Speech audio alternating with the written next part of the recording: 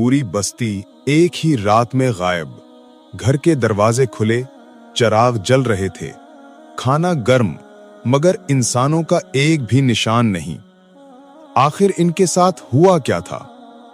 आज हम बात कर रहे हैं कनाडा की उस पुरअसरार कहानी की जिसे दुनिया दी एंगीकुनी लेक मिस्ट्री के नाम से जानती है।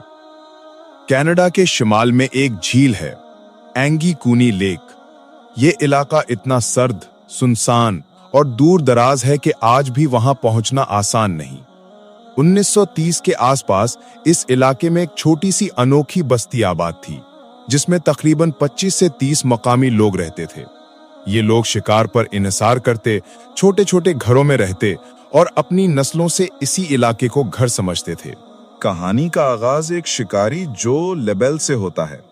9 नवंबर 1930 की रात वो शदीद सर्दी से बचने के लिए उस बस्ती में पनाह लेने पहुंचा।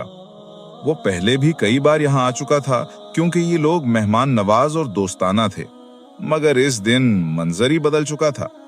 गांव मुकम्मल खामोश था, न कोई चलने की आवाज, न बच्चों की हंसी, न घरों से उठता धुआं। लबेल ने सोचा शायद सब सो रहे होंगे, मगर जब वो पहले घर के दरवाजे तक पहुंचा तो दरवाजा खुला था और अंदर कोई नहीं था। ज्यों-ज्यों वो अगले घरों में दाखिल हुआ, अजीब बातें सामने आती गईं।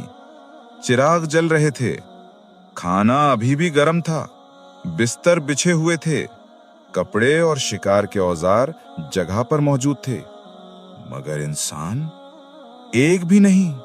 ऐसा लगता था कि जैसे लोगों ने एक सेकंड में सब छोड़कर भाग लिया हो।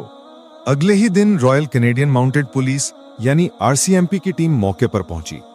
अब कहानी यहां मजीद पुरअसरार हो जाती है क्योंकि तफ्तीश में ये चीजें सामने आईं। घरों में कोई जद्दोजहद या लड़ाई का निशान नहीं था, कोई कीमती सामान गायब नहीं था। शिकार के कुत्ते भूखे और सर्दी से मरे पड़े थे।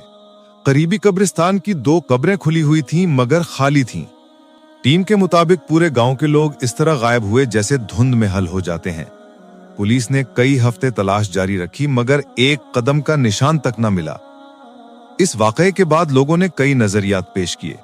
शदीद सर्दी से फरार, कुछ लोगों ने कहा कि शायद बर्फानी तूफान आया होगा और लोग जान बचाने के लिए भागे होंगे, मगर घर में गर्म खाना और जलते चिराग इस नजरिए को कमजोर करते हैं। दुश्मन कबीले का हमला, ये मुमकिन था मगर कोई जद्दोजहद या खून का निशान नहीं मिला। जानवरों का खतरा, जंगली जानवरों का सिग्नल भी नहीं था और पूरा गांव इस तरह गायब होना तकरीबन नामुमकिन है। इज्तिमाई फैसला यानी माइग्रेशन, बाज मुअर्रिख कहते हैं कि यह कहानी मुबालगा आमेज है। असल में लोग अपनी मर्जी से कहीं और चले गए थे। ये पूरी कहानी उस वक्त दुनिया में मशहूर हुई जब 1959 में एक सहाफी ने इसे ड्रामाई अंदाज में पेश किया।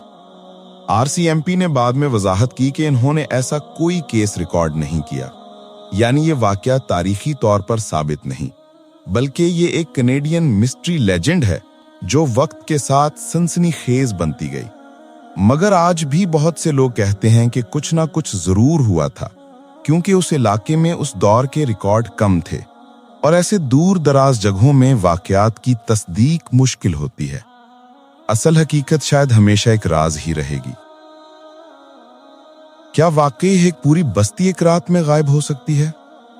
क्या यह कहानी महज एक सनसनीखेज लेजेंड है, या फिर सच में वहां कोई ऐसा वाकया हुआ जो आज तक दुनिया के इल्म में नहीं आ सका?